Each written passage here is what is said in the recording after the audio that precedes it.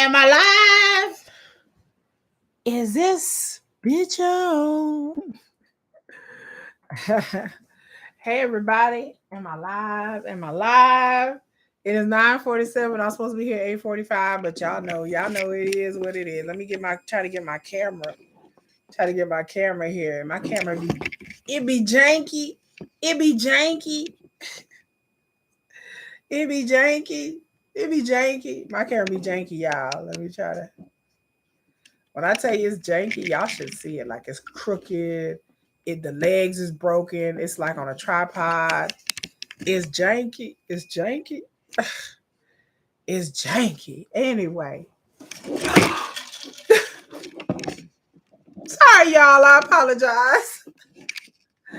Like I said, I almost knocked over my drink, my Kool-Aid, and everything, y'all. Anyway, what's up, everybody? How are y'all? How are y'all? I have barbarians at the gate known as little children who are like, she's live. And so what's up everybody? This is the infamous Kiki. Welcome to my channel. I am live, lit, getting comfortable here in the boudoir.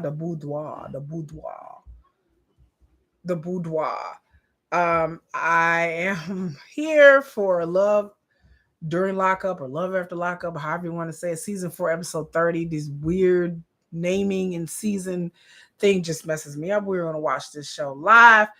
It debuts on Fridays. I think this is the season finale. I'm not quite sure. Y'all let me know. It's the season finale. I don't know. But anyway, like, share, subscribe, comment. When you come in here, make sure you please drop a like, hit a comment, drop a like, subscribe if you want to support the channel. You like what I do, subscribe. It has been a very, very busy holiday season. I say that in all my videos because I was supposed to be doing at least 3 videos a week. At one time I was going live. I was doing videos. I just did a video talking about Brittany Griner, Boy in the Box, Raphael Warnock. Please look through my playlist and you will see these videos. What else? Also check out any of my other videos about Love During Lockup. I've done the whole season. I watched it live. I watched 90 Day Fiance. I might do a 90 Day Fiance video on Monday. We shall see. But I don't know. But I appreciate everybody who's here who's watching this on the rewatch. Most of y'all watch this on the rewatch. It is 9:50 at night here in the great state of Texas. Y'all gonna see me sipping on it's my cup. My favorite cup. Y'all gonna see me I'm sipping on. What am I sipping on? Kool-Aid, y'all. Sipping on Kool-Aid. Y'all gonna see me sipping from time to time. But anyway, we're gonna watch this episode. I'm gonna give you some timestamps. And this episode's about 41 minutes. And so I'm trying to skip past the commercials, give my hilarious content. You're gonna see me looking up here. This is where the screen is at. Sometimes you see me looking out here. I'm trying to see if anybody. My computer's down here. See if anybody in the chat. I don't have my fat kitty usually is in here laying down asleep. He's not here. My skinny kitty's not here. My fish blue cheese over there in the corner. But let's get it, because I heard this episode. I'm not hearing good things about this episode. I'm hearing that it's a snooze fest, y'all. So we shall see. So they're doing like a little recap, and I don't care about the recap at all. Don't blink when he doesn't call on time. I don't like the recap at all. So 2 years he will stay here. If he doesn't come to New Jersey, then we're not. And these dumb people. But again, a lot of people have been throwing shade at this season because they were saying that it's a big nothing burger and that it's kind of boring. But I like this season. What do y'all think about? I didn't have any issues with this season. I thought last season was a little bit better. But some of these couples they're going to be probably following in the future. And then in the next 2 weeks is going to be the new season of Life After Lockup, which that's what we've been waiting for. So we starting with Justine and Michael. Justine is the one that just got married. To Michael, he bought her a car. They got into it the last time that we were. you know. Around in there right now. You know, we're down to like less than 24 hours. Justine is 35 and Michael's 35. So they say the same age. I'm just really hoping that, you know, maybe there's a line at the phones or something like that is going on. So she's waiting for his phone call.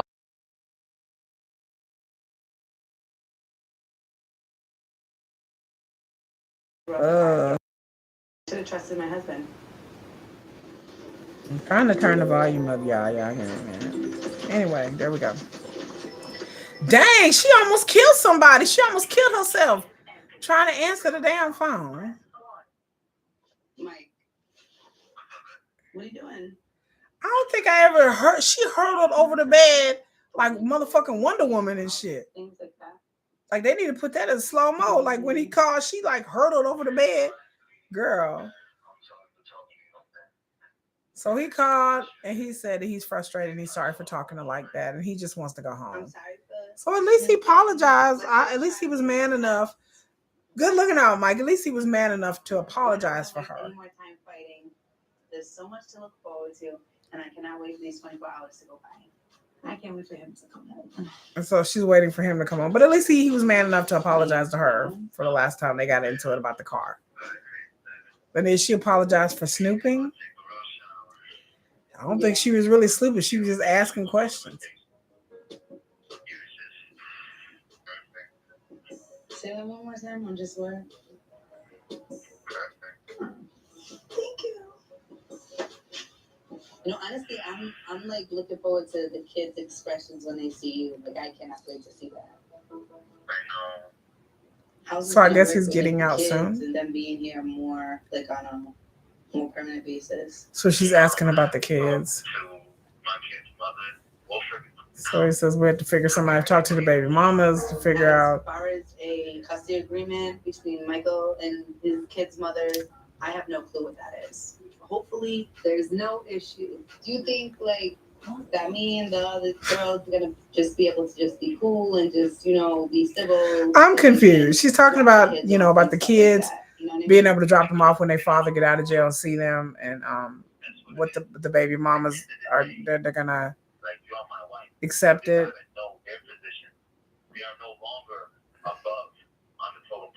Right. I feel like I'm in like a no-win situation. She's Justine saying she feel like she's in a no situation as co-parenting with baby mamas, her ex-husband. There's going to be a big change, and he's getting out tomorrow, so it's going to be a real big change. But that's something that they just have to figure that out with the baby mamas and everything like that. But my point is that this should have all been worked out. The whole year you guys have been talking.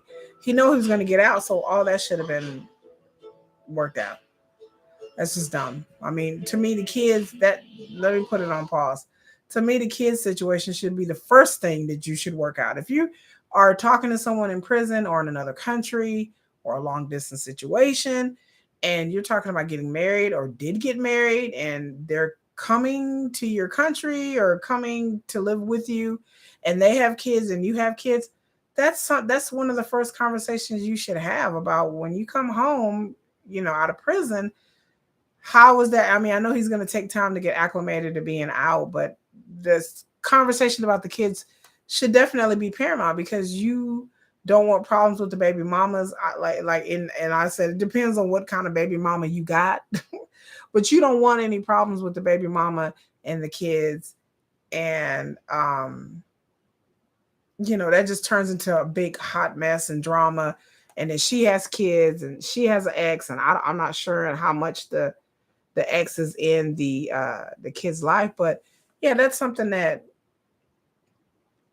should have been hashed out. So I don't know. So we're on to Chelsea, and Chelsea's talking to her son. Her son looks also very cute. It reminds me of my baby.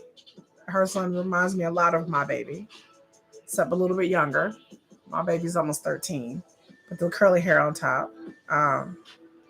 So she has an appointment to go see Mikey because apparently she's tried to see him. She's never had a conversation with Mikey in person, so she's trying to get approved for visitation. And she said she's tried before. Oh, I like that her son signs to her. It's cute. I hope so too. Her son is cute. Like I said, he reminds me of my baby with his short hair and his curly hair on top. Exciting. He's too cute. He's adorable. Her son is freaking adorable. Like I said, he reminds me of my baby. So they look alike.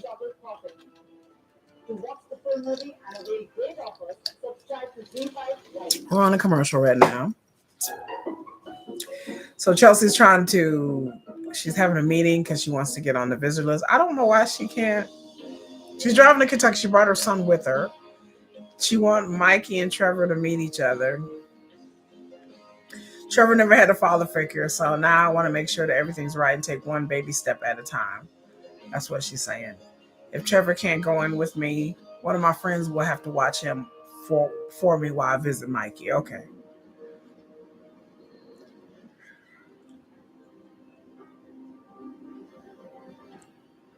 So she's going to go visit Mikey. She has not visited him in person ever. So this is interesting. And again, I don't know, it depends on the prison and how they do it. But I wouldn't want to take my son with me to go. That's just me. Again. We're here to visit. Her name's Chelsea. We're here to visit Mikey. So she had the son talk to the officer. Yeah, she's the only one approved visitor list, so he can't come. The son can't come with her. So which is about right, because the only people that are allowed to visit are the ones on the approval list. And her son is saying he really wanted to go. He was such a cutie. Like I said, it reminds me of my baby. Chelsea's saying it makes her upset because she feel like she got Trevor's hopes up, but he can't go in there. And so she got a friend that's gonna watch him.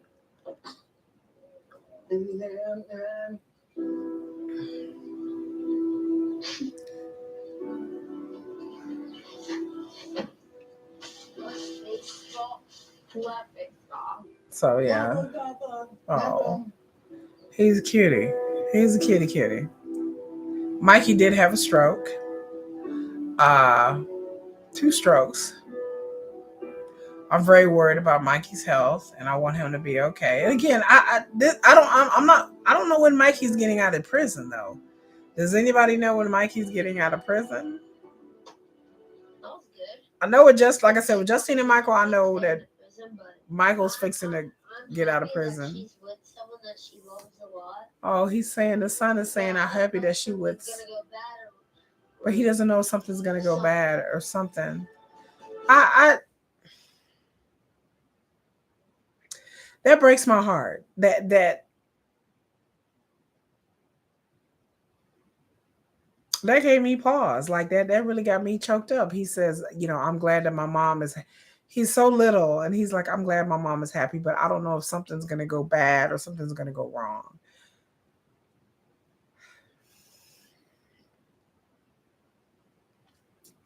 That got me because I don't think I ever want my kids to worry about me like that. Like if my kids are worried about me, it's something because of my health. It's something serious. Like, if like when I had back surgery and everything like that, then my kids were worried about me.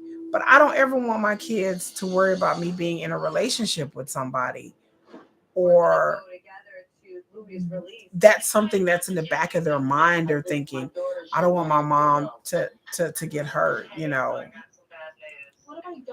I just, I just, I don't want my kids to be thinking about my love life and my fucking relationships.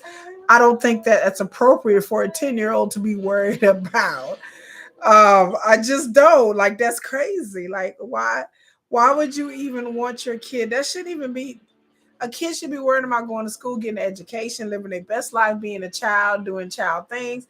Your kid should not be worried about whether you're going to be okay in your relationship or not. I'm sorry. That's foul. That's distasteful. And that's just not cool to me. This is not cool. Maybe it's just me. It's not cool. I don't like the little boy was upset. Okay, so anyway, Mark is having a 30th birthday party. Sorry, I'm still gonna finish it. I'm feeling great about turning 30. I've already got under my belt more experiences than most people get in a lifetime. I'm doing very well for myself. I'm really making headway with Alexi. I'm gonna break it off with the other girls. And I just want to know if you'd be my girlfriend. So he's talking to some chick named Alexa. This is Mark, the guy in Las Vegas, who's weird. I'm so happy to hear that. So he's talking to some chick named Alexi, and he's asking her to be his girlfriend. And he's only been talking to her a few months. Hey, I wish you could be here.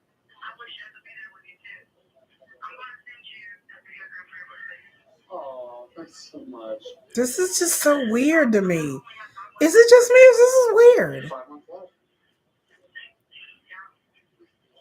Yeah, we're gonna do some amazing things. And you're gonna have a bright future with me. Lexi and I are making a lot of plans together, talking about what she can do. So I guess Lexi's getting out in 5 months. I think we have a magical connection. He says we have a magical connection. I made the right choice. I've been thinking about it. What kind of fucking smile was that? I think I made the right choice. Mark is a straight weirdo. Like, what the hell is going on? Your father, hey, sir, may I be your daughter? I'm gonna ask her PO. Hey, Mr. or Mrs. PO, may I be here? Yeah, exactly. This is just cringe. This is so cringe. Maybe have a fresh start. So is she getting out in 5 months or 3 years? I'll see you soon. Okay. All right, will do. This is just weird. It would be if Lexi could be here for my birthday. She's creative, and she said she's a variety pack of fun. But there's always next year. Right now, the fact that she's calling me. There's always next year. What do you think? So I guess she's not getting out. Your friends are interesting.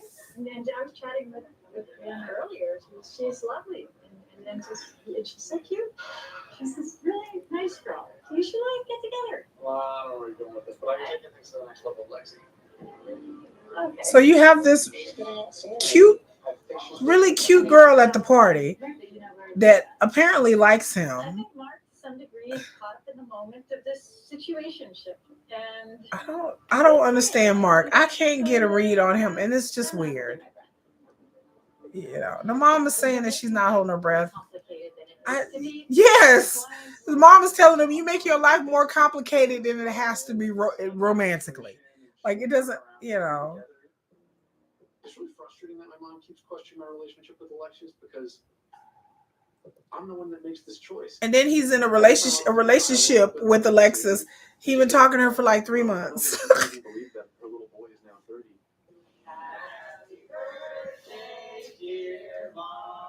This seems like the fakest birthday ever. Like it looked like you got like 4 strippers there, some of his friends, his mom. But I'm not going to make a wish, and here's why. I already got my wish. And so we don't know what that is. this is just seems like they got some people for production to be at that. This is the fakest birthday I have ever seen on a reality show. This birthday is just fake. This is just weird. This is weird.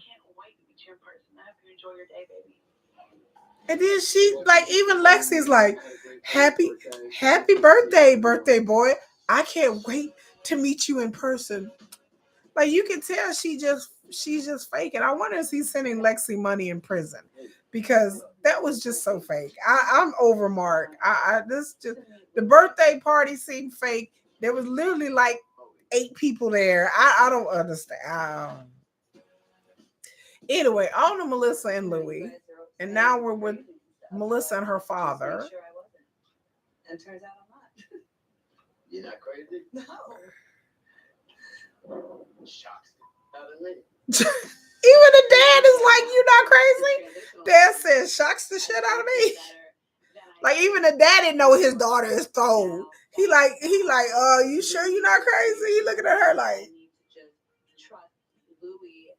he looking at her like, bitch, you crazy. Like how you raise a crazy daughter? How your daughter be crazy? You just sitting there looking at her like, yeah, she crazy. That's gonna be the true test. So there's really nothing else I can do right now other than just wait for him to come out. I just need you to support me. I need you to understand. And the dad is just sitting there looking at her be like, on my side. Dad, how you raised this crazy ass daughter? Well, you know, I'll always be there for you. Yeah, of You're my course. daughter. You're my daughter. I'll always be there for you. Nobody comes ahead of you. Yeah. Well, thank you. I appreciate it, and I love you. But he like, honey, like, I'm hoping that you're gonna be on my side because I'm gonna need a lot more support when if you meet Louie's mom one day, because basically she's like the female version of you. She said that Louie's mom was basically like the female version of his dad. Controlling Italian, maybe one day mother-in-law that doesn't want to let her son go. What do I do? You have to confront her. So We said you had to confront her. call her and see what's up. Call her up. So call her right now. Y'all see me doing this, Well, then let's go. and this is because my braces are hurting. I just got my braces tightened up, and they're like Hey, Donna. literally Melissa. Hey, how's it poking going? me like really bad. I have to put the wax in because it's like No. the inside of my cheek is all scratched up. So you see me doing this? Yeah, because I'm hurting. We're gonna go together to, Louie's release. So Louie's gonna get out sometime soon. And the mama said, I'm going to take care of him for the past 10 years by myself. So I've decided not to take you with me. So the mom is like, no, you're not going to the release. The mom is like, nah, shut this shit down. Mom is like, no, it's a no. And dad is like, my daughter should be able to go. The mom is like, oh, who is this? We were just having and the dad is over here smoking a cigarette. Talking about, really, Dad? See Louie. So Well, I hope that I can prove to you that I'm not, because I'm not. Mom up here real talking, Melissa. She like, girl. Intentions for Louie. I don't want her to think that I'm like stepping on her toes. She telling Mama, look. In other words, girl, you're doing too much. Like, she said almost a year ago. It ain't been a year.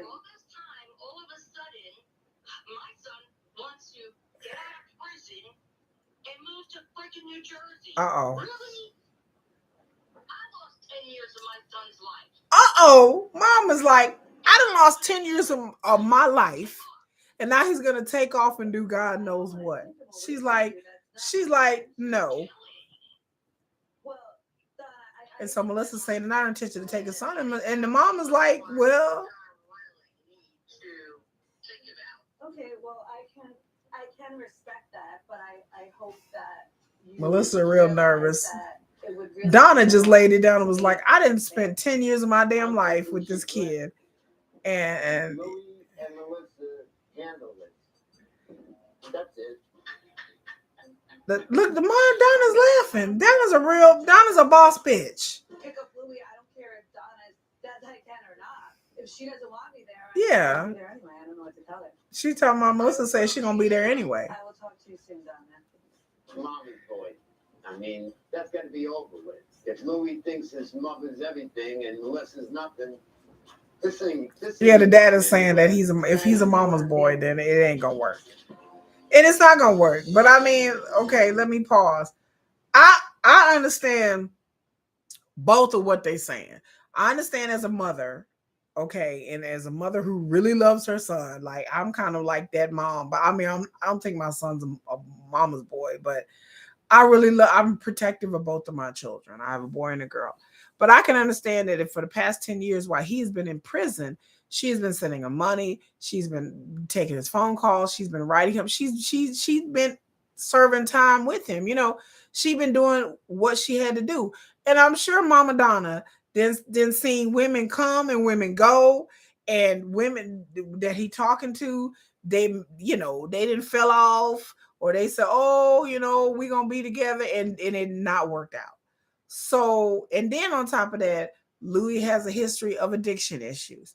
Louie has a history of, extensive criminal history.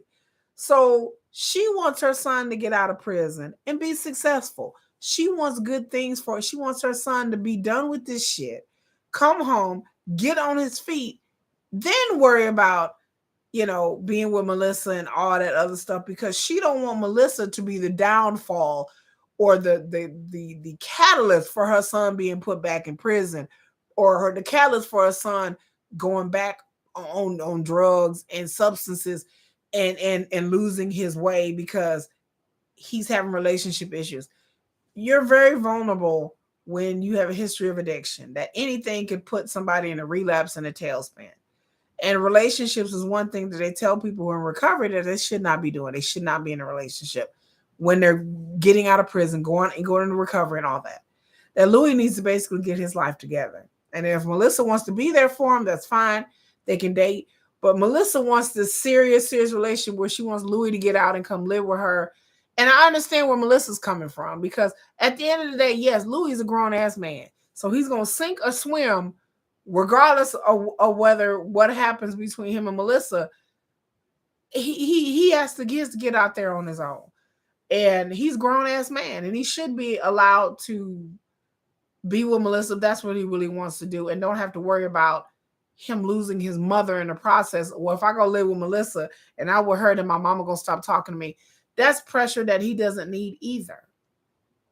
So I understand Melissa, like she's saying that when he gets released, she gonna be there regardless. And she has every right to. But Louie, like the dad said, if he's really a mama's boy, he's not gonna choose her. He's gonna choose his mama over her. And then Melissa's gonna end up getting hurt in the process. So I don't know. It's like Melissa caught, it's like Louie is caught between a rock and a hard place. Like it's like a no-win situation.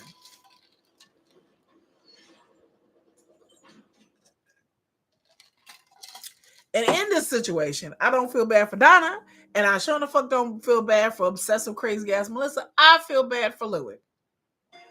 That's who I feel for in this situation. I feel for Louie, because I feel like he's trying to do the right thing, but he's been pushed and pulled by two strong ass women, and he's kind of like stuck in the middle.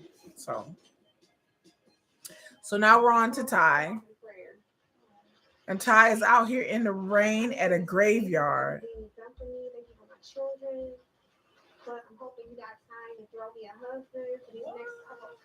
She's praying. I don't understand this prayer. A little bit since Patty broke my heart. But even though it might hurt my daughter, I need help. And I know that the spirit will be able to help me lead. The spirit, she's out here praying to the spirit. I don't know what spirit is the Holy Ghost. And then she's out here with charged stones at a graveyard. Okay. And then she brought baby clothes because she's manifest. I had to put it on pause. Okay. I'm 19 minutes and 49 seconds in. I'm just going to be honest with you. As somebody who's a self-described heathen, somebody who used to be a Wiccan, I don't know what kind of mumbo jumbo Charmed, motherfucking Supernatural. I don't know what TV shows Ty has been watching, or what YouTube channels, or what internet people she been watching. But all this shit she doing. It's like a hodgepodge of shit that you see on TV, on movies, on the internet. Like none of this stuff is anything about manifesting or spirituality or African spirituality. None of this is. This is just like she's like made this shit up in her head, because none of this is logical. None of this is Wiccan. None of this is Santeria. None of this, and you don't have to be a practitioner of any of that to know what you're doing. But none of this is real. I'm telling you, none of this is real. She may think this shit is real, but none of this is real. None of what she's talking about makes no sense. Like it makes, like I said, I believe that she may believe. I don't know if this is fake, if this is a setup. I don't know what the hell. I don't know what the fuck this is. But none of this is real. What you're watching is not real shit. It's not something that people practice. No one goes to a cemetery with candles and says some kind of divination and brings stone. Like none of this makes any sense. Because everything she's doing is contradicting other things. Going to a graveyard burning candles, what is that supposed to, what does that mean? I'm lost. I'm looking up books. I'm looking on the internet. Okay, Wiccan, African spirituality, nope. Santeria, nope. Indian spirituality, nope. Motherfucking Chinese spirituality, nope. I Ching, bitch, nope. Divination, nope. Satanism, nope. Whatever Ty's doing, it checks none of these fucking boxes. She's just throwing candles in it and rocks, and then the stones that she got is not the stones for prosperity or love or longevity. The stones that she got is not even the right crystals or the right stones. So I'm confused. It's like, what? This has to be a setup. And then she get a phone call from some dude in prison. And then she wants a baby, so she bring baby clothes. If you want a baby and you're practicing some type of spirituality, getting baby clothes isn't the way you do it. There's other ways you can manifest your way into having to fertility. There's fertility totems, there's fertility crystals, there's fertility stones and incense that you can burn. There's certain chants. There's certain artifacts that you can buy on the internet or make your own. Baby clothes, it ain't on no list that I've known of. Who the fuck gets a pacifier and some baby clothes and was like, this is, and burn some camp? I'm like, boo-boo, you, what? Like, what? Like, none of that makes any sense at all. I mean, at all.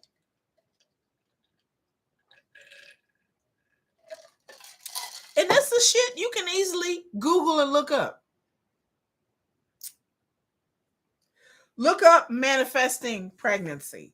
There's all different levels and different certain things you can do. Some very simple, some more medium, some more complicated and high level. There's certain oils, there's certain candles, certain incense, certain stones, or certain things you can say. Baby clothes is not one of them. I haven't seen that before.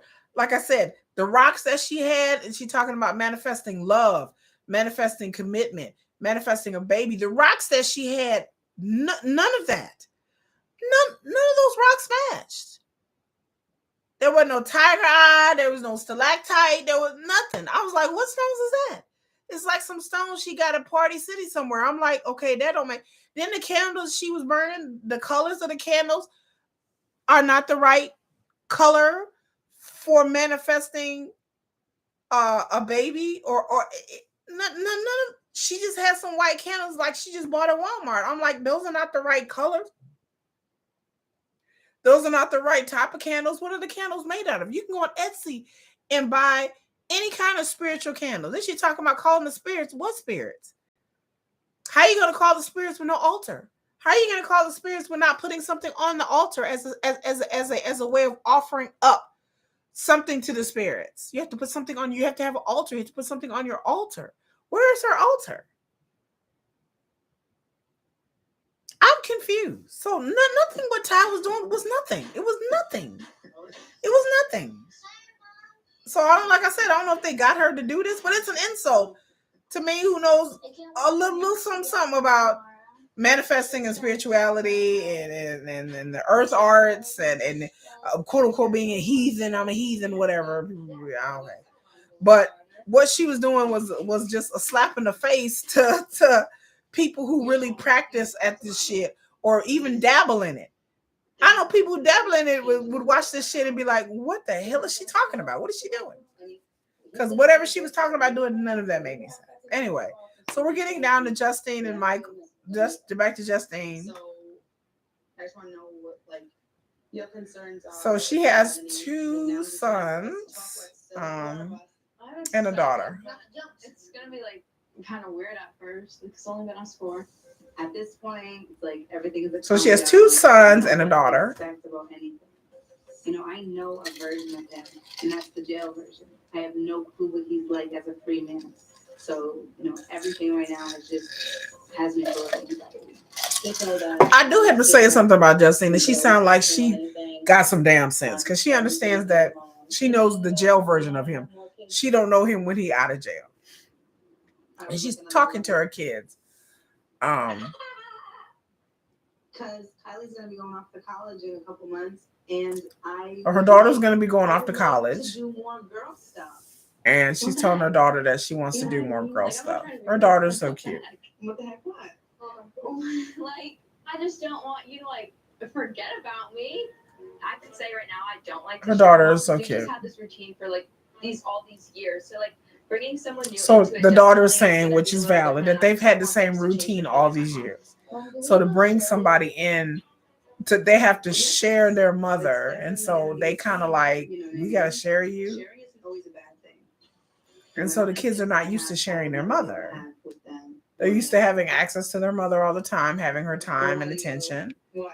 And so when you get into a relationship, you have to basically sharing your time. That's an adjustment when you go from having a man or a woman come live with you when your kids are just used to you just having access to you all the time. That's definitely an adjustment. I can imagine. I haven't been through it. I don't know nothing about that. Do you understand? And so the little one is saying that he used to sleeping in the bed with his mother sometimes. But do you have any like second thoughts? I mean, I wouldn't say I necessarily have second thoughts, but the daughter's asking her, do she have second thoughts or concerns or nervous? Like he hasn't been in like the real world in like a really long time. He hasn't. He's been locked up for a while. Triggered or anything from like him being there for so long, and then like. And daughter, out of the mouth of babes, I'm telling you, these kids on here is real talking. They like, how do you know he's not going to get triggered? What kind of... One in particular was horrible for me. It brought me to a very dark... She's saying that she's been through some bad relationships. That one was horrible.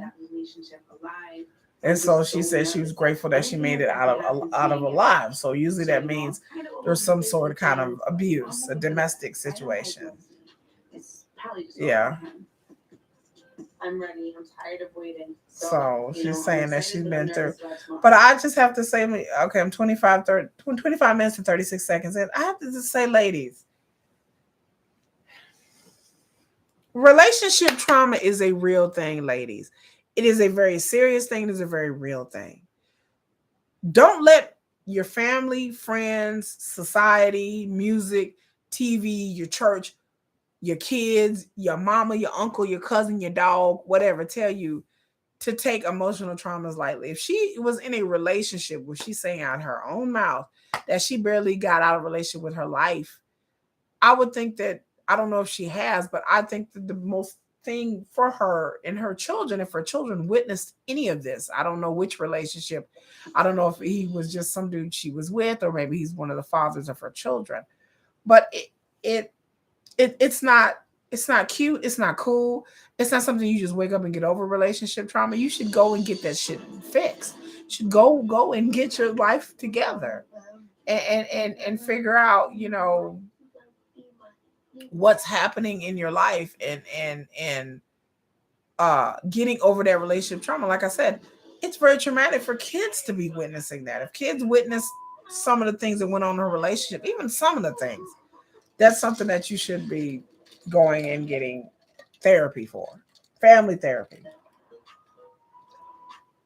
Louie is very self-conscious about his teeth. So we're talking about Melissa and Louie. Oh, they're talking about Louie's teeth. Oh, damn. I feel like when I talk very teethy, but he doesn't talk teethy because Louie's teeth is horrible. that doesn't like come in between the chemistry. Oh God, them teeth is just like snaggle teeth. He like, I don't think I would, because they said in prison, with his teeth on the nightstand, like, and then what if he? Yeah, them teeth is horrible. He need like some dentures or something. Melissa saying that she would die if he had to get like fall season and to pop them hoes out. But his teeth, his teeth are like he been chewing on rocks, y'all. Okay, so now we're going to Jessica and her daughter. Jessica's about to move to Kentucky. Is he getting out in December? Is he not getting out in December? Is he getting out in January? Is he getting out in February? I don't know when he's getting out. Yeah. And so she's about to move to, Jessica lives in Florida. She's about to move to Kentucky because I guess Dustin is getting out of jail and her daughter's not going with her. Daughter's staying with her father. Like, I'm leaving. Doesn't feel real. And she already put a down payment on a house in Kentucky. So, He's gonna be in the box. and they've been together for 5 months, and she found out last week that he's going to be in the box, the whole solitary, whatever you want to confine, solitary confinement for the next 60 days, the next 2 months. I would never know. So I think not knowing would be worse than things possibly falling apart. And so she's saying, oh, sorry, y'all. And she's saying that she, her daughter's asking her, are you sure? And then she's telling her daughter, well, it's better that I know than not know. She says she's going to miss her daughter, but she's better off staying there with her dad. I don't know. I don't know. I couldn't leave my daughter. I just couldn't. Okay, so Dustin's sister just called saying that he may get more time. They won't know anything for a while because apparently Dustin, according to Amber, if you don't watch According to Amber, please do. She got all the tea. Dustin got into a fight when he was in prison, and that's why. So the sister is telling Jessica that he might get more time because he got into a fight and it's pretty bad. And then they're tired of Dustin's shit. This is not the only time Dustin's been in a hole. So not the only time he's been in trouble. And the reason why he got in trouble, because he was trying to talk to some female inmates and they had to move him to another section because he wouldn't stop talking to the female inmates and all this other stuff. And so now Jessica's upset. The sister's telling her it's going to be okay. And spoiler alert, he did get more time. He ended up getting like another 9 to 12 months. And so he's supposed to be released last year. So apparently Dustin gets released next Wednesday, but he was supposed to get released months ago. So that should be a sign for her to follow that God is trying to tell you something, girl. Like this should have been a sign for her. But I guess she already moving. She already got stuff packed. She already got the house. She moving. But that should have been a sign to let her know that, like, There's nothing there for you. I'm concerned that my mom. She didn't give her apartment. Just to find out that he doesn't even get out and he's in there for 6-7 more years. So I guess the mom's afraid he's going to be in there for 6-7 more years. But no, he ended up getting like another 12 months. So it wasn't like 6 or 7 years. I've never felt this insanely, madly, and love obsessed with anyone ever. And she's saying that she's never felt this obsessed and madly in love with somebody. It excites her and it scares her. But again, boo-boo. Jessica's in love with the drama. She's excited by the drama of the situation. She likes the highs and the lows and him in prison and this is happening and that is happening. That's what Jessica likes. And I cannot believe as a grown ass person, Jessica to me has no self-awareness. Like, I mean, not none, but she has some, but it just seems like she's missing a romantic self-awareness. Like when you get into relationships and you get old enough and Jessica didn't have her daughter 17 and everything like that. And she's had relationships, of course, and been married. It's like, I don't know what age she got married or how many relationships she had, but it just doesn't seem like Jessica's really had that many meaningful relationships. And we don't know. I don't know. She hasn't really discussed her past too much, except that she was married for a while. But it's just like, she has no self-aware, like romantic self-awareness, not a lot of it. It's like, you got to understand that What she's obsessed about is some dude that she's been talking to for 5 months that she's barely talked to, that she's seen maybe 3 times. And she's like, I'm madly in love with this person. How do you be madly in love with somebody that you ain't slept in the bed next to? You ain't hugged, you ain't kissed, you ain't touched, you ain't been on a date with? How do you be madly? I've never experienced love like this. Honey, are you sure this is not infatuation? Are you in love with the drama? Are you in love with the fact of the excitement of the relationship and the emotional highs and lows and roller coasters? Some people get addicted to that. Some people love drama. They get into these relationships over and over again with men and women who their life is upside down and topsy turvy, and they addicts, and they in and out of jail, and they cheaters. And I don't know if I gotta go fight a bitch tomorrow because he's over here fucking with his baby mama. And some people, and I'm like, why are you putting up with this? Because, oh, I love him so much. No, honey, you like the drama. You like the drama, the attention, the drama of it all. And Jessica needs, like I said, it's another person. She needs to go get therapy. So she left her daughter. She's up here crying. This man got her looking aged, stressed, and distressed, honey. Since the beginning of the show till now, Jessica looked like a hot mess. This man got her over here stressing, leaving her daughter, going through all of this over a dude that's a whole clucker. Obviously, he keeps getting in trouble in prison, not because of her, because he keeps going to jail and fucking up and doing things. So you think he finna get out of jail and he not gonna get in trouble? Come on now. She's delusional. Like, I've never seen someone so more delusional. That's an educated woman, a grown ass woman. That I guess it happens to everybody. I don't know.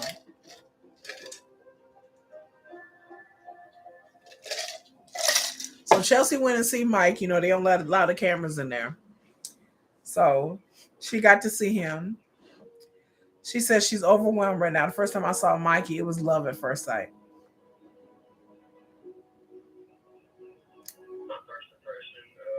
Mikey's saying his first impression of Chelsea was like, wow.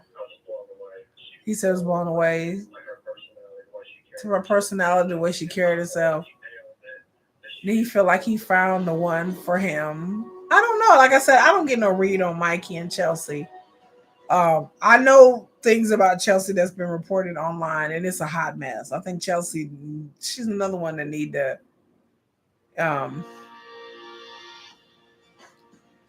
and so she said she tapped on the glass. And Mikey has a whole hearing aid. She said, what the fuck, Mikey? He never told her that he's hard of hearing. He said, well, you never asked. So that's a strange thing to say, but he has a hearing aid. He has a hearing issue too. She said he looks good. His haircut is nice. It's a fade. She said it's a fade. He looked really good after having 2 strokes. My favorite things are his dimples. It's really nice that he brought these papers and notes. So I guess he brought papers and notes so he could write messages to her. And that they wrote back and forth. We talked about when he might be getting out. And he said he'd go up in December or early January. He said maybe early December, early January he would get out. So far, Mike has not gotten out. This is December, January. So maybe January. Mike was really very sweet. Well, what else is, I mean, I don't understand when you go visit somebody in jail. Well, he made me feel like he couldn't hurt a fly. What's it going to be like? Hey, yo, bitch. Yo, yeah. I mean, what, like, how is somebody going to act when they're talking to you from prison and y'all supposed to be in a relationship and in love or whatever? How is he going to act? Oh, he was really sweet and he was really kind.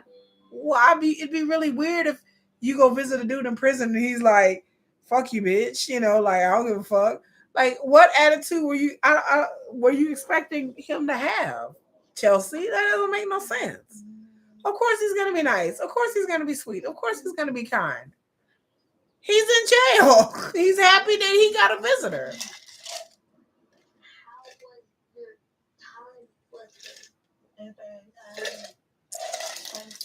She said he's very nice. Well, I mean, was he supposed to be an asshole? Like who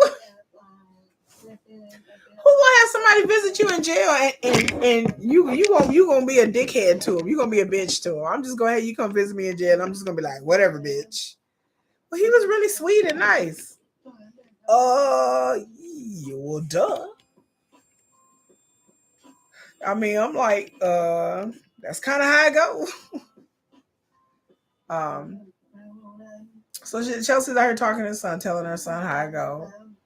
She said, "Are you worried about me and Mikey?" He shrugged it off, but he was saying to the cameras that yeah, he's worried about his mom and Mikey. So she got him something to eat. He's saying, "Is Mikey gonna be my new dad?" She said, he's asking the poor thing, "Is Mikey gonna be my new dad?" She said, "I don't know how to answer that."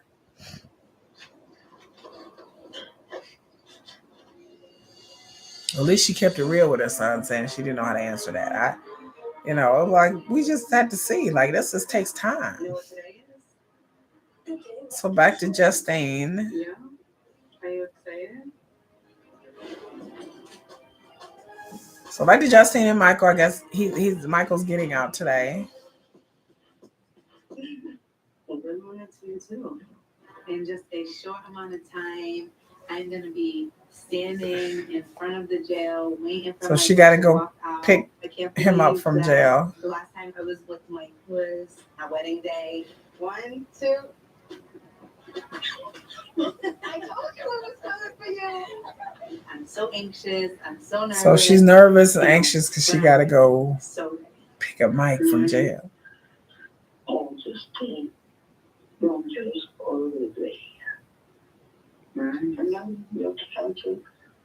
So the mom was calling. She said she's everything's gonna be all right. I'm gonna get him. You'll be able to see him. Everything will be fine. All right, thanks. So I guess they're gonna meet up.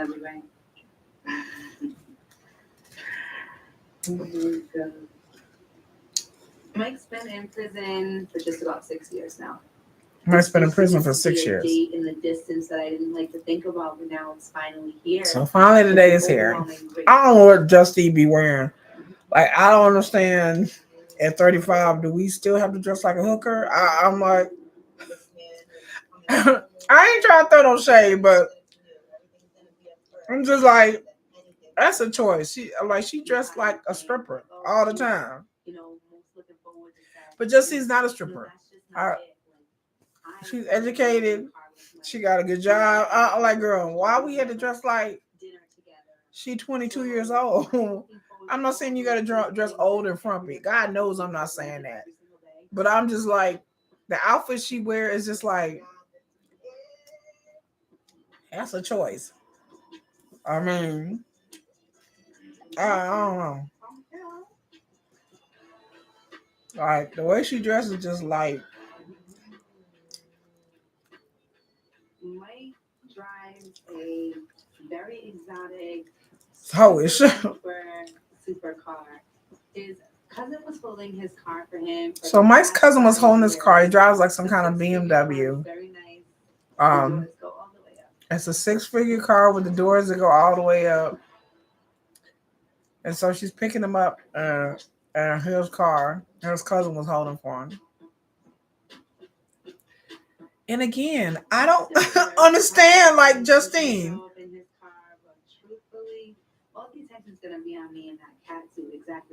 Why is she wearing a cat suit? I feel bad for whoever has to see me in this outfit because I look so good. I cannot wait to see my husband. Why is she wearing a cat suit? I have questions. Like, babe, hurry up. I miss you. I'm just like, and then she shows up in a black cat suit, and it's like, girl, and she waiting and waiting and waiting.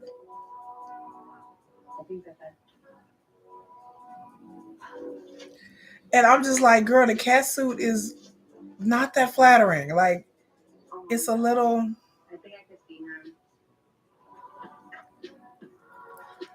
It's just a little, it's a little like on the fupa area. Like, girl, again, I just don't understand why, why, why we got to wear the cat suit. Like, I just don't understand. Okay, commercial time. I don't know. I think we down to like the last couple of seconds. I think it cut off. Maybe this is the second to the last episode. I don't know. At SAS, we like bold We'll see. because with the right But analytics, yeah. Anyway, this episode, I don't know. There's not really much for me to say. I give it a D. Like it's like they about to get out of prison, but then like yeah, it is. I give it a D. Like it ain't really. Like I said, I'm tired of seeing Mark. That's kind of like that's just not. I guess that's the end. I guess that is the end of the episode. Um, I don't know. That episode was kind of like I agree with people saying that it's a nothing burger. Like the episode was just kind of like I was like, okay, it wasn't all that exciting. Let me watch According to Amber. it's split. It's definitely split. Yeah. Oh, now you know how I feel. Yeah. All right, no, I have one question. Did the sex toy exist before the show? Absolutely. That was, oh my, of all things, I would think that was. Oh, no, that was me. So Deontay is talking to Melissa. I'm watching According to Amber. Deontay's talking to Melissa and Emily. Again, I don't know why Deontay is talking to anybody because he not on the show no more. He not on the show. So He had like a pocket the whole like torso. and they talking about like like the fake Nicole that he had. With the boyfriend. Maybe I could like, send her application. Find her man. And so this is just lives. I don't care to hear about them going live. Like I said, as far as I'm concerned, most of these people on this show is clout chasers. They just want to be on the show just to want to be on the show. And that's how I feel. That most of these people is fake. And I'm just waiting for the new season of Love After Lockup. So this seems like some more real looking people. Like I said, I watch According to Amber. What's going on, guys? And so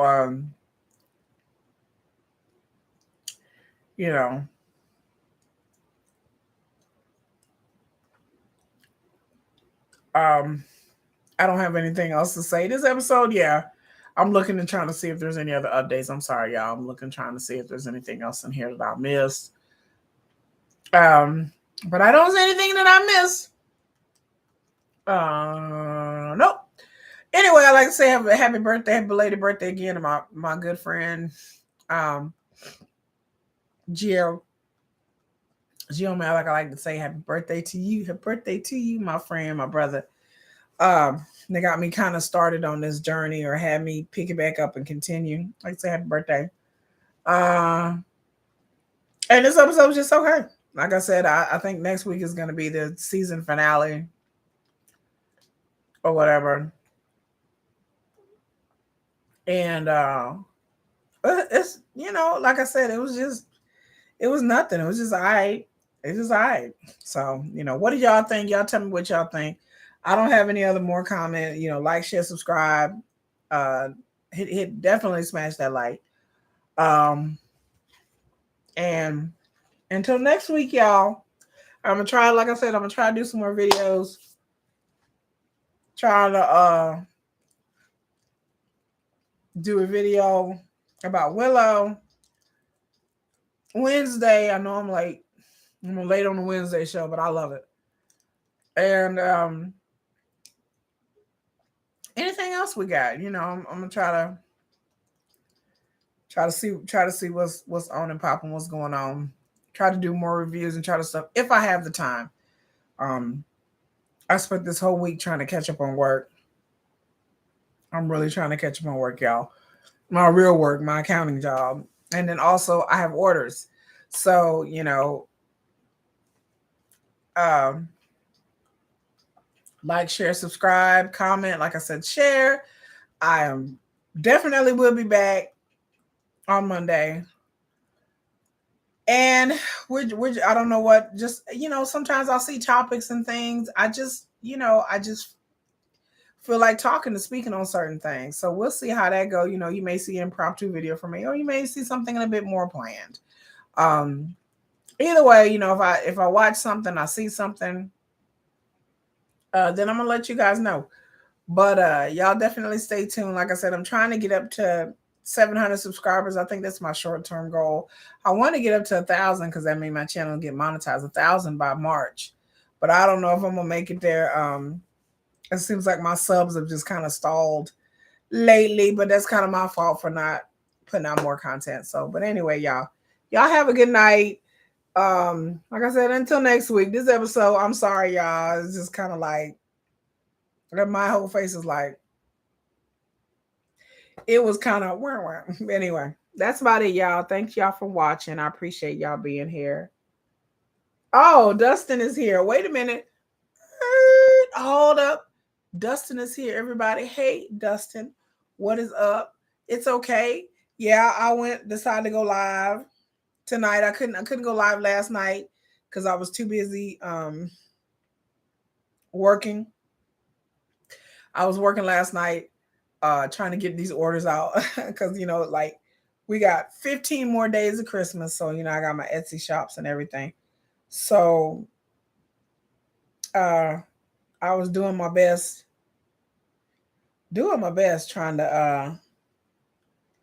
trying to get all these orders and stuff out. I still like online. You see me on my phone right now, checking my phone. But I'm trying to do the best that I can, trying to keep up with trying to post some kind of content out here. You know, like I said, it's kind of hard for me to work and try to get things out all at the same time.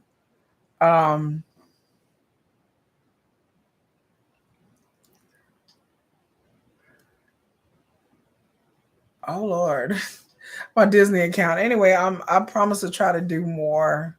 Try to do more, y'all. Trying to get into my Disney Plus account and see, you know, what I'm going to be able to watch. I'm going to try to do a review of Willow, which I am thoroughly enjoying, and some other stuff Wednesday. Try to watch some Christmas movies. I'm not going to watch the whole thing, but just do a review of some older Christmas movies that I have not seen, that I haven't seen, or maybe haven't seen in a long time. So I'm going to try. I know we were watching Rudolph the Red-Nosed Reindeer, stuff like that, and so I'm going to try to go back and watch, you know, and see. Disney Plus have really updated their stuff. It's my ringtone, y'all. But Dustin, I appreciate you being here. I appreciate you coming on, even though you got at the end. It's all good. I appreciate anybody coming here this late at night. You know, it's almost 11 o'clock at night. I'm tired. I'm exhausted. I've had a long day today. But regardless of what kind of day I've had, I'm just gonna, you know, try to take it one day at a time. I hope you're doing. Everybody's doing well. Dustin, I hope you're doing well. Happy holidays to you. Y'all ready for Christmas? I'm ready for Christmas, but like I said, I'm gonna try to do a video on Monday. I'm trying to go. Of course, I go live all the time. I try to go live. I'm trying to go live on Monday, and I don't know what I'm gonna talk about. Maybe 90 Day Fiance. I don't know what I'm gonna talk about. What did I think about the season so far? Tonight was the final? Oh, tonight was the finale. Yes, I'm waiting for the new season of Love After Lockup. I think that starts what next week, like you're saying next week. I thought this episode tonight was so damn boring. I didn't think it was the season finale. I thought this episode was the second to the, but you're telling me it's season finale? And that's what I heard. And I watched this episode and I'm like, surely this episode can't be the season finale. But if this is the season finale, then I'm thoroughly disappointed. I mean, this episode tonight was boring. This was nothing. This was like I give it a D, a E, a F. I mean, this was boring. This was for a season finale. Nothing happened. You know, it was a fun episode. Okay, well, this was boring. This is the worst. This is one of the worst season finales I've seen on WeTV. This is terrible. This is horrible. It was boring. It was just nothing. It was like I was watching a damn filler episode, like for real. Like, you know, yeah. That I was watching another channel that was like, this is season finale, and I was like, surely, okay. I watched this episode. I was like, oh, that was horrible, Dustin. It was not good. It was boring. So for a season finale, it was anticlimactic. Nothing interesting happened. It felt like a damn filler episode. So I did not like it. I can't wait for the new season of Love After Lockup. The new season, when that starts, I'm gonna be watching it live because this here, I mean, yeah, hopefully it'll be. I'm sure the cast looks interesting so far. The cast looks really interesting. I'll be honest with you with the next iteration of, so not Love During Lockup, but Life After Lockup, or Love After Lockup. And I just like, anything's better than this. This whole season was just kind of like, the storyline with Mark was pointless and was a damn waste. The storyline with Emily, that was pointless in a waste. I don't know when her man is gonna get out. Justine and Michael, I guess we're gonna see more of them next season. We definitely see what happened with Justin and I'm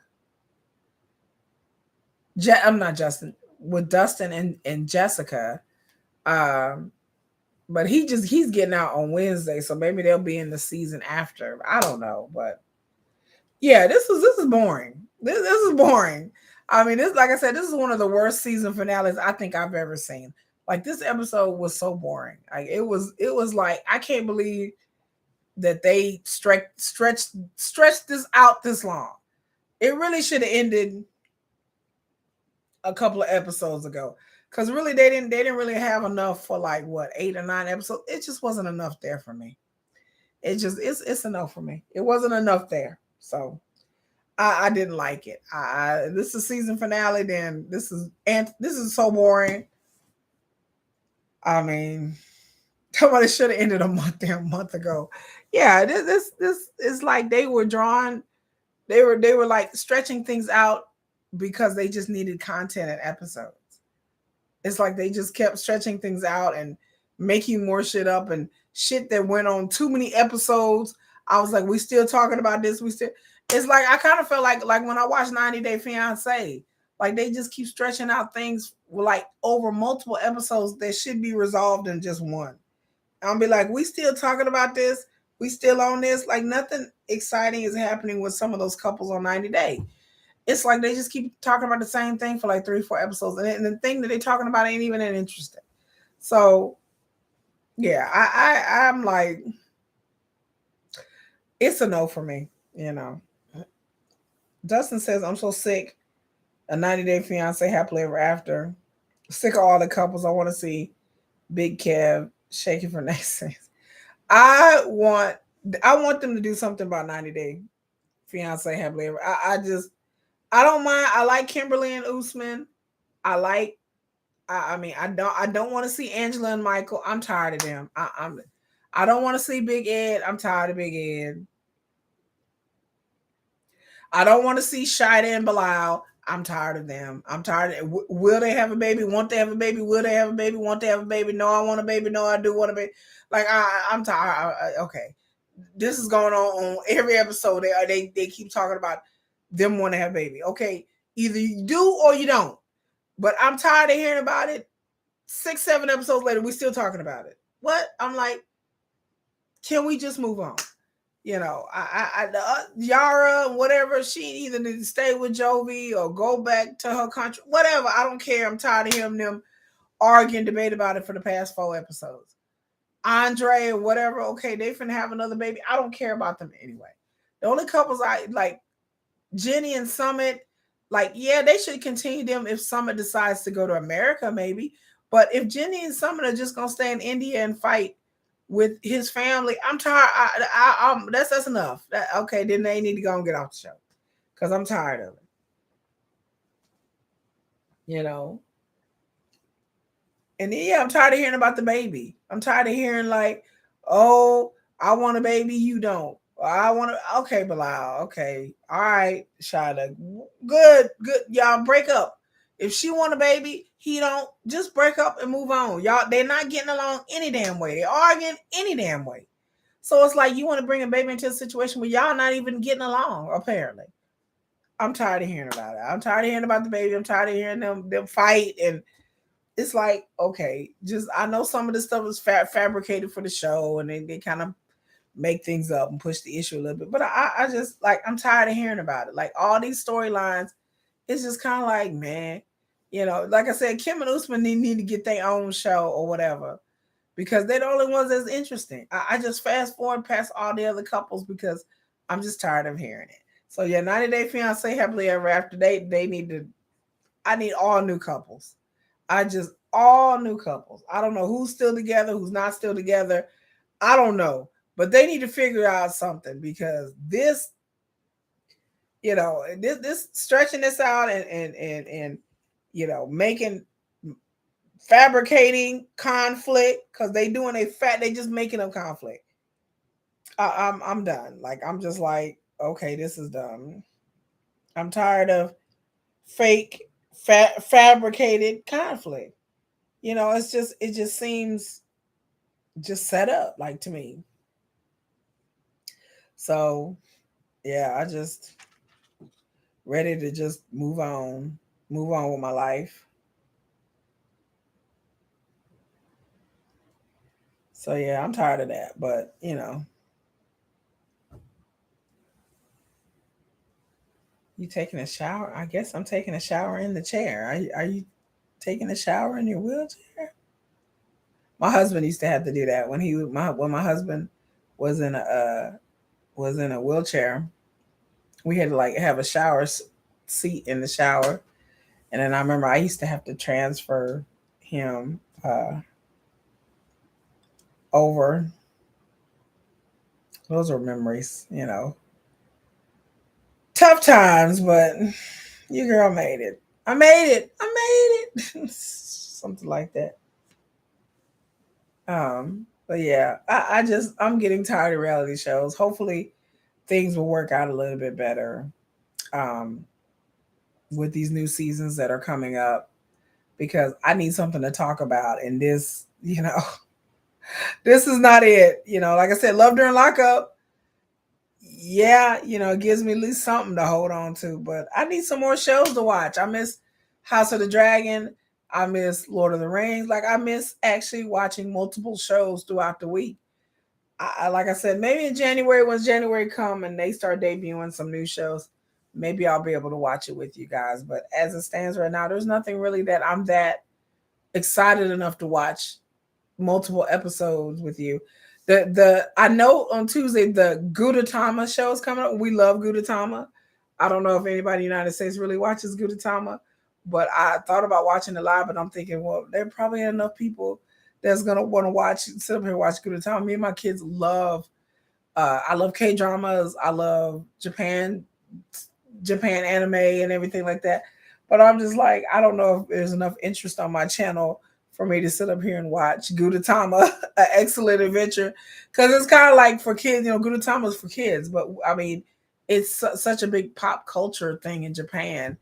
And then hopefully it'll have some crossover appeal here. So I'm hopefully that like people will watch Gudetama and it'll have some crossover appeal and it'd be popular on Netflix and they'll give me excuse to watch it live with y'all. Yeah, there's a new show on Bravo, y'all, called Love Without Borders, which is a cross of like Married at First Sight, which I don't watch, and 90 Day Fiance is about people from America going to other countries and living with people sight unseen. They just have a matchmaker match them up with somebody, and then they have to go and spend 90 days living with this person in their country, and they don't tell them where they're going, what the person looks like, nothing. They just have to figure it all out when they get there. When they just hop on a plane and go. And I've been watching, Auntie's advice about the show, and it looks interesting, but I don't have Bravo. So that's my other barrier. I was like, I don't want to get Bravo just to watch this show. I don't have Bravo, and I think it's on the Peacock too, and I don't have Peacock either. So we'll see how the show goes. Like I said, it sounds interesting. Yeah, I don't have Peacock either. I don't have that many streaming channels. I have like Disney Plus, uh, Stars. No, I don't have Stars anymore. Disney Plus, Showtime, I think maybe. I don't have that many. I mean, I have a few because my mom watches them, but for me, like we don't have AMC. Like I have to get AMC in January because they have a really good show coming out on AMC that I want to watch. So in January, I will get AMC again so I can watch the Mayfair Witches. But other than that, yeah, I mean, Disney Plus is a staple in my house. Like I can't live here and not have Disney Plus because of my kids. My kids are like, and then we have HBO Max, like because my kids watch things on HBO Max. But really, that's about it. And then we have some free ones, like some ones that don't cost anything. But paid subscriptions, yeah, I don't have that many of those. I think we have BET too. My mom watches BET. So she likes that one. We pay for that one. But that's about it. But I don't know, y'all. I'm getting sleepy. I'm getting tired. Yeah, I see the Disney Plus is raising their prices. They changed the way they do their, like you have to age verify now. And I had to like get a code and then you had to put the ages because my kids have their own profile. So they each have their own profile. So I have to put my kids' ages on their profiles now. And I had to like, they send you a code through your email. But yeah, I heard that Disney Plus is raising their prices to $13, which just sounds, I knew eventually they were going to raise the prices, but then nothing I can do. They can raise the price to $20 a month, and then I'm still stuck paying for it because, Disney got all my Marvel shows, Willow. Then it's about to have the Mandalorian and Ahsoka, all my Star Wars stuff. So, and then all the kids watch everything else on there. So yeah, Disney is it's a mainstay. It's a staple here in my household. It's a staple. But I'm fixing to take my ass to bed. I'm tired, y'all. It's been a long, long day. I've had another long. I'm waiting. I'm going on vacation, like I said, at the end of this month, y'all. So I'm going on vacation. And so when I go on vacation, I'll be able to post a lot more content. But I need I've been working 6-7 days a week, like probably about 12, 13 hours a day. Then trying to get out orders for my Etsy shops and manage all of that. And it's been a lot. Oh, you like Dustin says he like ESPN, so he's stuck. Yeah, because they have like a bundle that comes with with ESPN. But I just, I'm trying to keep my head above water and trying not to get burnt out. Like burnout is real. Like I haven't had a job or been in a situation where I have to work so much. Like this is the first time, like ever since Thanksgiving, like I was good and then Thanksgiving hit and then all of a sudden Thanksgiving hit and now I'm just like boom, boom, boom, boom, boom. I've never had a job or a situation where I experienced burnout. This is the first time I've ever experienced something even close to being burnout, but that's how I feel. Not my Etsy shops, because that's something that is manageable, but just burnout like at my regular job. Like I'm starting to experience that. Like, I'm starting to get stress headaches and neck pain from stress and back pain from stress. And then blood pressure being risen. And that's not good for me. So yeah, this is the first time I'm actually experiencing some sort of high-powered burnout, and it's not fun. Like some days, I mean, I'm still exercising, y'all. I'm still working out, But there are some days I just feel like I'm burning the candles at both ends. And stress is stress hormone is the worst thing ever. It wreaks havoc on your body, and being constantly stressed out and constantly like work is not good for my mind, body, my spirit. It's not good. Like it's not, because when I'm not at my real job, I'm working on orders. When I'm not working orders, I'm cleaning this house, and I gotta take care of like my real life shit. Like beyond just me working and doing, my Etsy shops, I also have errands to run. I have kids who need my help with homework. My kids next week, they have half days uh for school. So they go to school half days all next week. And so there's classroom parties, and I got to get stuff from classroom parties, and then there's other things that are going on in school that they're trying to get caught with homework and everything. So I have real life shit besides just work. And so when I'm not working and burning both ends of the candle, the free time that I do have is me trying to cook and clean and sort my house and organize and babysit. And it's like I haven't had a lot of time for me to just lay down and just breathe. Like last night I popped on Gio's show and said happy birthday. And then once I did that, I popped off and logged off of YouTube. Like I literally like laid here and like dozed off. I had my glasses on and everything, and I just I like laid here in the bed and just dozed off. And then I woke up, and then like there was a crick in my neck. My neck hurt. The TV was still on. My glasses was still on. The remote was in my hand. Like I literally didn't even know that I fell asleep. Like I just fell asleep, boom, like that. Like I was out. I was so out. And then I woke up I've been up since 6:30 this morning. I woke up early this morning. I fed the cats. I worked out for an hour. I did orders, and I started doing orders this morning. And then I took my kids to this Harry Potter thing for like an hour and a half, and then came back. And then once I came back home, started doing more orders. Then once I was done with orders, I logged in my job and started working and trying to get things caught up for Monday, so I won't be so overwhelmed on Monday. So I actually have some breather. And so I worked until like 8 o'clock, and then got ready to do this live. That is my life right now. I know it really sounds like first world problems, but y'all, I just feel like I just can be honest and be like, have y'all ever really felt so stressed out that you're just like, or you're working too much? And it's like when your body is in a constant state of like exhaustion.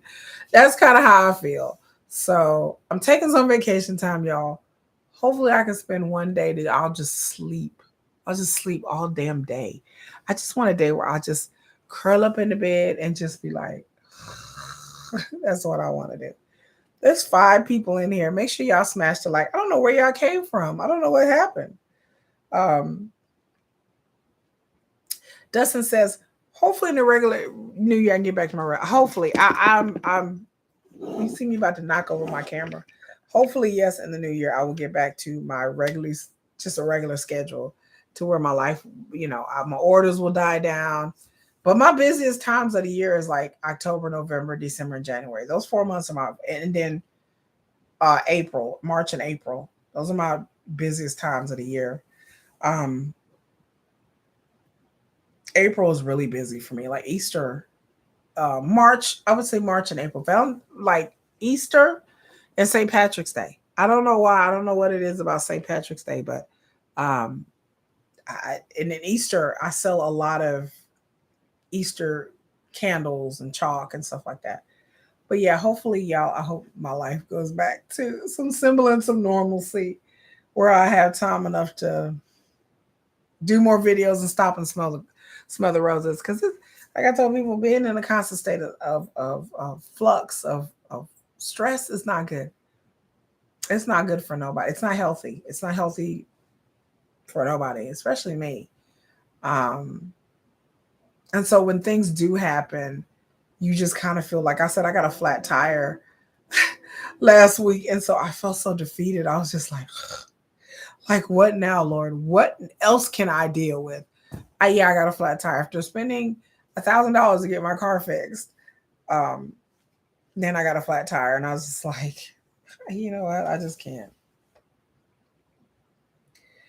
Dustin said he's been very emotional for a while now. I feel you. I've been emotional, but my emotion is just kind of like a defeatedness and tired and a feeling of like, am I on the right path? I always fear, I have a high sense of perfectionism. So it's like I can be overly self-critical and harsh on myself when I really shouldn't be. I'm like my worst critic. I'm always like, you need to do more. Like I have that voice in my mind that is constantly like pushing, pushing, pushing, pushing. And when it shouldn't, when I wish I had that other voice that would be like, okay, you need some self-care. Self-care is very important. I tell people we are human beings. We are not made to be like workhorses and just push, push, push, push, push. Self-care is very important. I have not had any self-care. And it is starting to affect my sleep patterns. It's starting to affect my stress levels.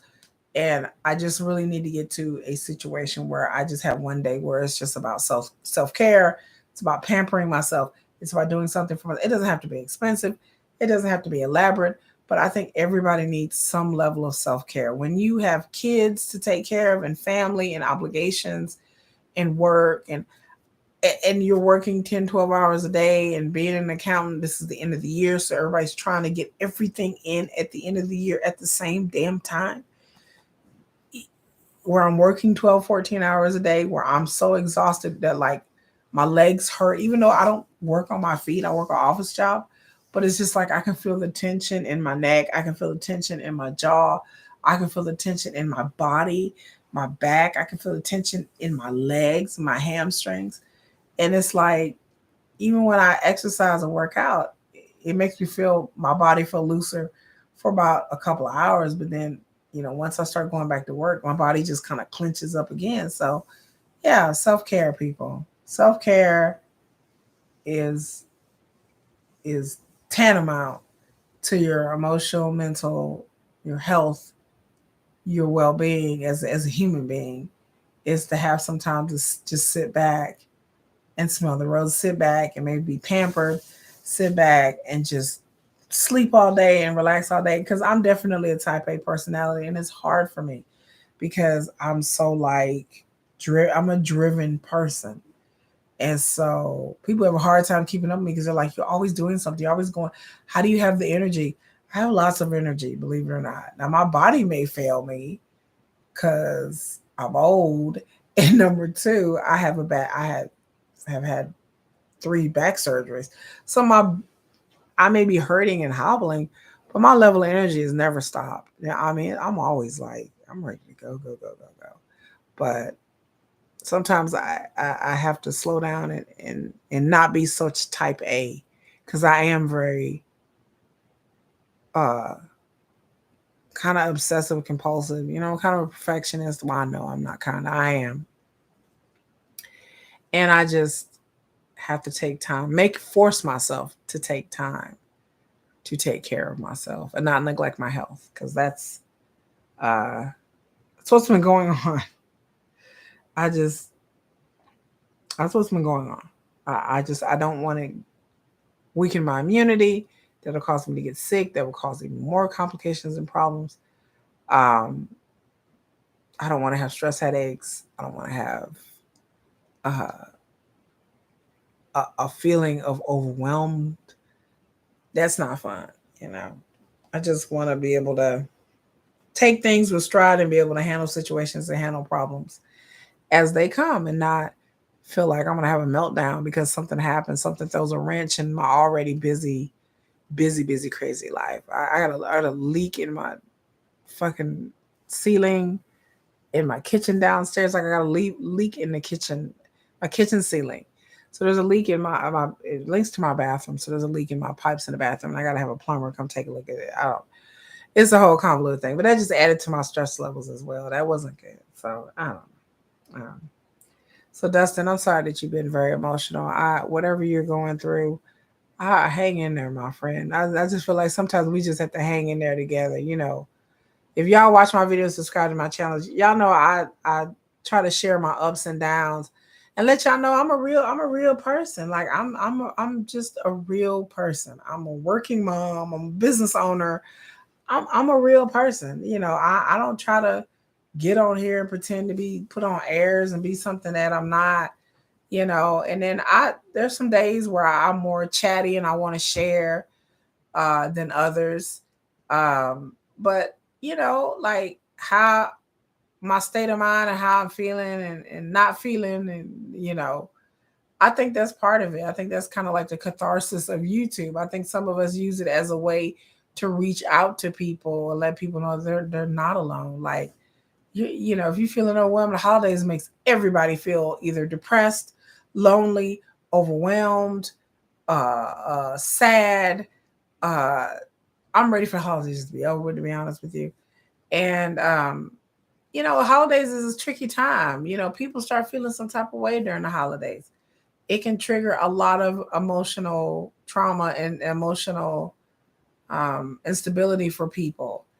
And I'm not immune to that. I'm not immune. I'm not above it. I'm not like, I have my life all figured out. Everything's just so perfect for me. No, we all have our own hills to climb. And some of us, our hills are huge. Some of us, our hills are small. Some of us are here. We all got our own size hill. And some of us, our hills are steep. Some of our hills are not that steep. Some of our hills are made out of quicksand. So we're just like just walking in place, just sinking. So sometimes you may feel like that, but I just say that it's okay. It's okay. It's just part of the human experience. I have to take what is going on with me, my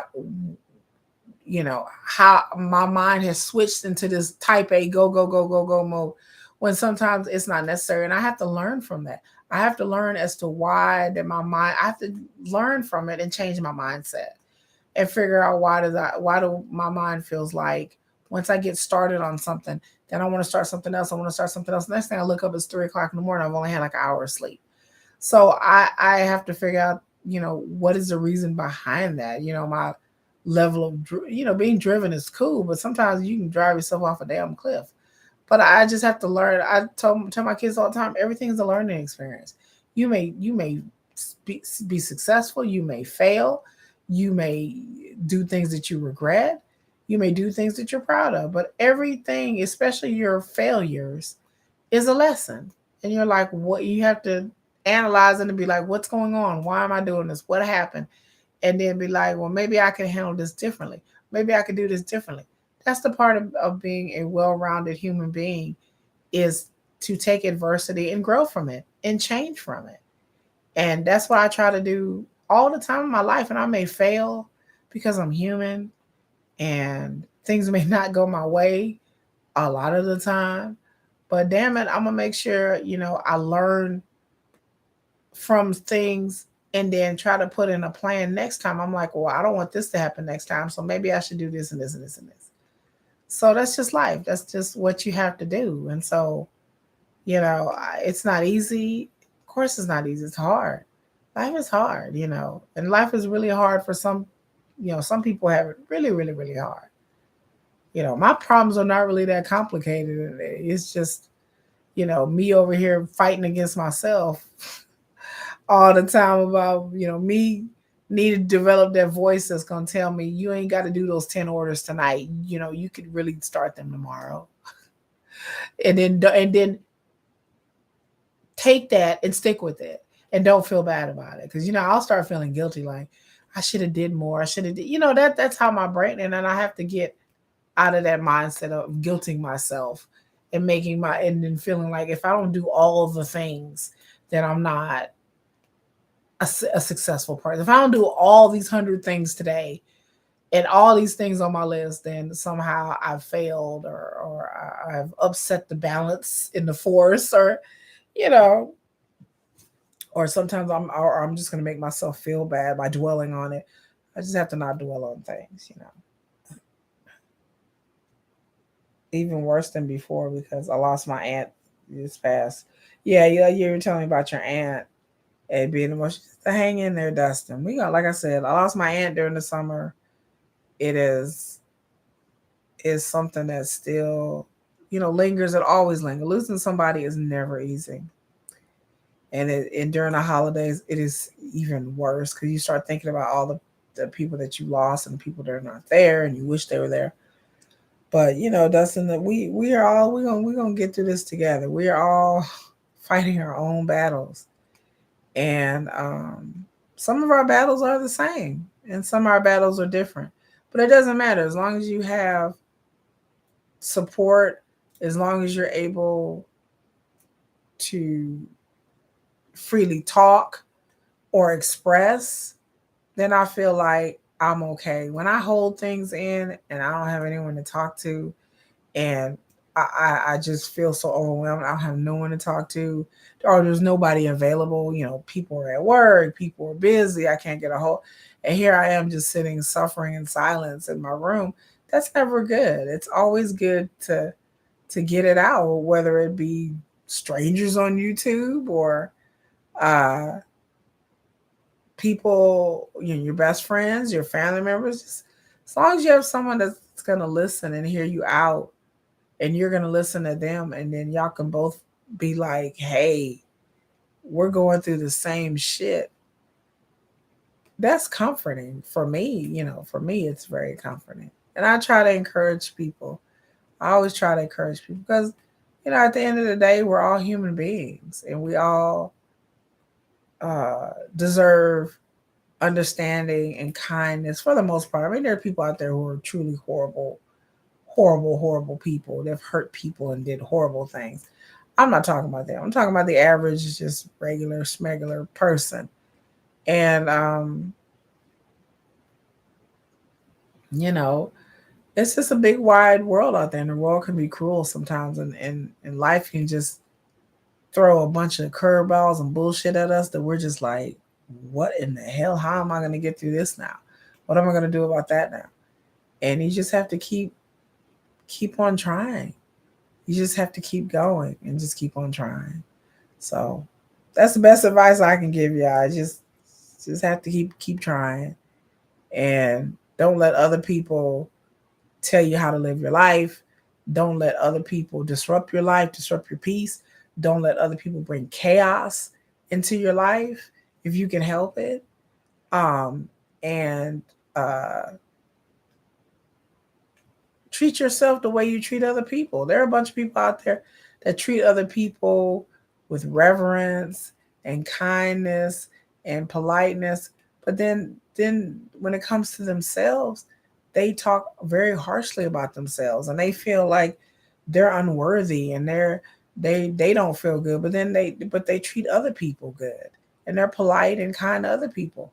I have to tell people, you don't have to be a jerk to people, but the first person you should want to take care of and that you love is yourself. Like that should be the first person that you fall in love with. Should when you're younger, should have been yourself. I'm trying to instill these values into my son and get him to understand and love himself, because he's about to be a teenager and he's going through the whole teenage angst thing, and I'm just not ready. As a parent, I'm not ready for it. Um, I'm just not. I need to get more prepared. But, I just trying to get him to understand the value of self-worth. And I know he's young, but I feel like if I just keep on hammering, keep on talking, that eventually it'll sink in. That's how I feel. But, and I'm trying to do things, but yeah, I want to raise well-adjusted children and have somebody there to encourage them, because I didn't have that as a kid. I didn't have anyone encouraging me. I didn't have anyone tell me that I was worthy and that I deserved to be, you know, I deserved a good life, and I deserved, and I shouldn't let people talk to me a certain way. I was never taught none of that. I was just left to kind of like, not left, but there was a conversation that wasn't had in my household about self-worth and self-esteem. And I think you have to have those conversations, with your children, especially when they're going into adolescence. And it's hard enough, navigating adolescence and being in school and friends and crushes and all that kind of stuff. And it's like, you know, you just you have to, get them prepared for that. You have to, and tell them that, people aren't going to be kind to you. They're not going to treat you good. They're not going to, but you have to be mentally tough, but then you have to stand up for yourself. You can't let people run over you like a doormat. And then on top of that, you have to have a great sense of self, that what other people say and people do doesn't affect, you know, how you feel about yourself. You got to have a strong sense of who you are and self, because that carries with you throughout your whole life. And it's something that I didn't realize and didn't figure it out until I was 40. Like, I really, I didn't figure that out until, I had known now what I knew back then.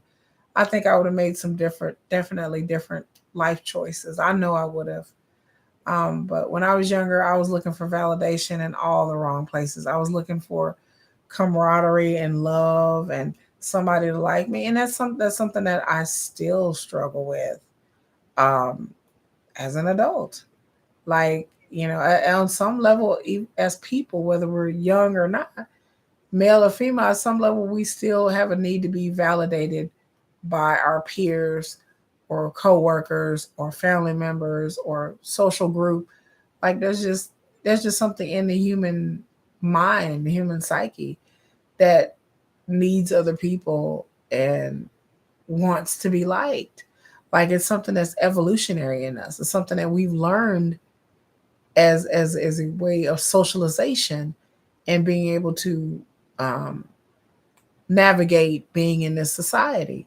Well, not this society, but any society. I mean, in ancient times, you had to have cooperation. If you're living in a small village or a tribe or a small city, you can't have people going rogue and people not caring about other people. It was all about the collective, because there was so much out there that could kill you. There's other tribes, there's other villages, there are people hunting for you. There's animals out there roaming around that could snatch you up or snatch your child up. So you have to have a sense of shared survival. Um, and that's where that has evolved over the centuries into us feeling safe when we are liked, or we have a group that we're accepted in, or a person that we accepted by. It's just the way our socialization. Human beings are just not meant to be on our own by ourselves. It doesn't serve us emotionally, mentally, physically, or financially for us to be, on our own. There's strength in numbers. And so, I struggle as a parent trying to not, I guess I'm struggling to try to instill self-esteem and life values in my child. And hopefully, if I keep at it and be diligent, that it'll sink in. Like, sometimes my son doesn't want to hear it. He's like, I don't want to hear that. But I'll be like, okay, I'll lay off it. But I still keep at it. And I don't care how many times I don't care if I got to bring it up every day, any day, every day. I'm like, I just feel like the more I keep at it, the more it'll sink in, that eventually one day it will all click for him. And then he doesn't, you know, he's able to experience life and experience things, and it not hinder him emotionally or cripple him emotionally.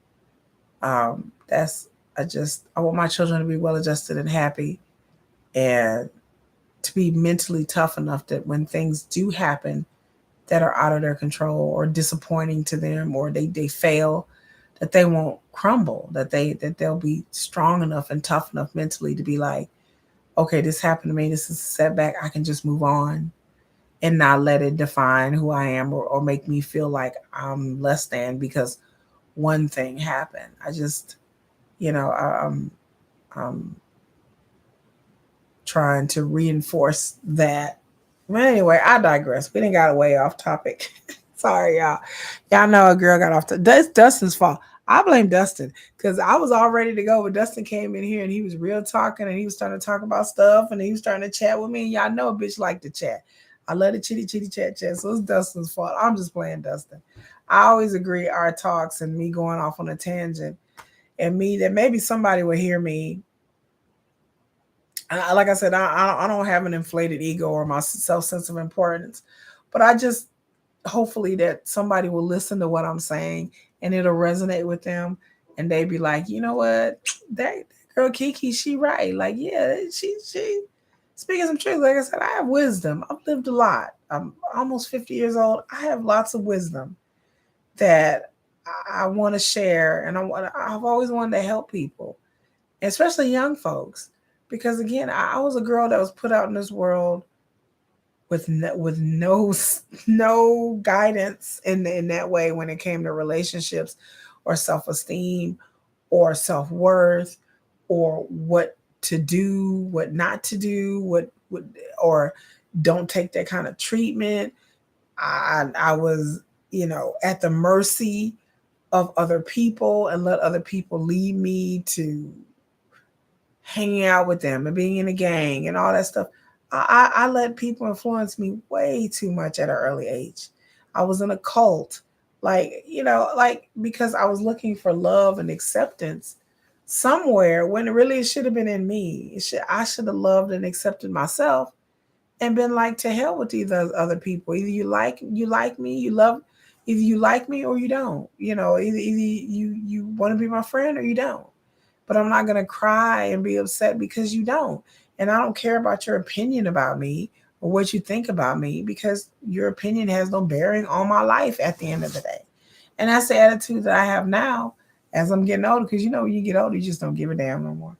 But I'm trying to get my kids to get that attitude at a young age, and they don't really understand it because they're young and they don't really, they kind of like, yeah, and they kind of wave me off, but I've said things a lot throughout their lives, and then they'll turn around and be like, yeah, blah blah blah blah blah, and I'll be like, they were listening. I'll be like, they were listening, they weren't paying attention. I'll be so happy when they'll turn around and say something or do something that I've instilled in them since a kid, and even though they may blow me off or pretend they're not listening, at the end of the day, they'll turn around and say something, and I'll just be amazed because I'm like, you guys really do be listening to me, y'all. Yeah, I know they don't like mom's lectures, but then they'll do something, and I'll be like, hey, y'all really do pay attention.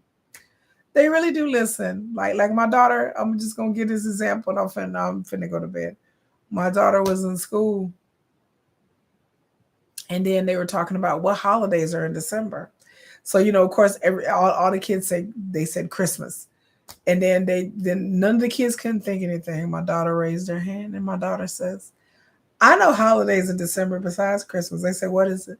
She said, "Hanukkah and Kwanzaa," and nobody else said Hanukkah and Kwanzaa. I said, "That's my daughter with that big brain she got," and she was so proud of herself that she was like, "Mom, nobody else even said Hanukkah or Kwanzaa. All they could think about was Christmas.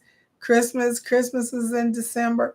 Nobody can think of any other holidays." My daughter, I was so proud of her because she said Hanukkah and Kwanzaa. And the reason why she knew Hanukkah and Kwanzaa is because of her fucking mother. Because her mother taught her, this is Hanukkah, and I make Hanukkah stuff on my Etsy shop. Much love to the Hebrew brothers and sisters out there who buy my products, and nothing but respect. And then Kwanzaa, because we celebrate Kwanzaa. So nobody else knew those two holidays, but she was like, I know. And they were amazed. They were like, wow, they were impressed that she knew about Hanukkah and Kwanzaa. Of course. If she would have thought about it, she would have thought about the Chinese New Year too. But I think that's more towards January. But yeah, my daughter, she's like, nobody else knew that but me. I was the only person in all of her classes.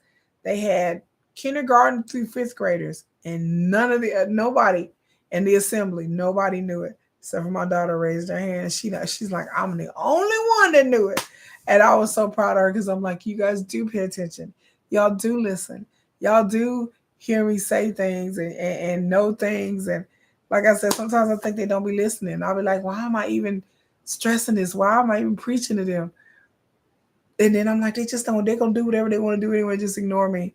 And I'm like, oh, I'm such a failure as a mother and boo hoo hoo. But then every once in a while they'll say something or do something. And I'm just like, that's me right there. That's me telling them, influencing them and explaining to them all ad nauseum that it sinks in eventually, that they'll think of something and be like, my mom told me such and such.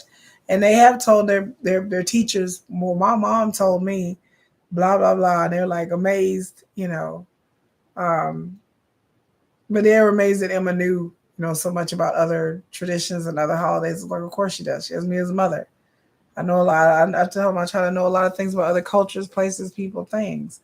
And the love of learning and curiosity, I tell my kids I have to instill in them all the time, especially my son who doesn't like to read, doesn't like to study. But I told him, I said, it's you're arming yourself for the real world and independence and knowledge. I tell my son all the time, knowledge is power, honey. That's where money and knowledge is power. If you have money and you have knowledge, you're the most powerful. You can be one of the most powerful people on earth with knowledge and money. And I tell them that money and power.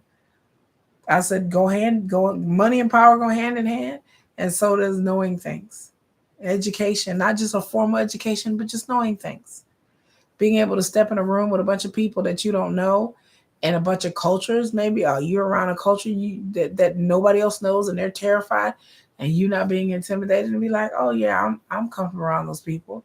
I don't care. That doesn't faze me. That's a skill. I tell my kids all the time, that's a skill that I have and that I want them to learn to cultivate. I want them not to be afraid or uncomfortable to be around anybody and to be able to walk into a room with their head held high and not be afraid of any situation that they may be put in, like a social situation, and to, ride it out like a boss. So anyway, but I'm almost gone 2 hours, y'all. Um, I love y'all. I thank y'all for listening. Make sure you smash that like button. I appreciate everybody who showed up to be at this live stream, been here, been listening to me yab on. I apologize, y'all. I get on my tangents, y'all. I just, especially when I'm sleepy, that I'm really sleepy. But I'm gonna try to watch some TV.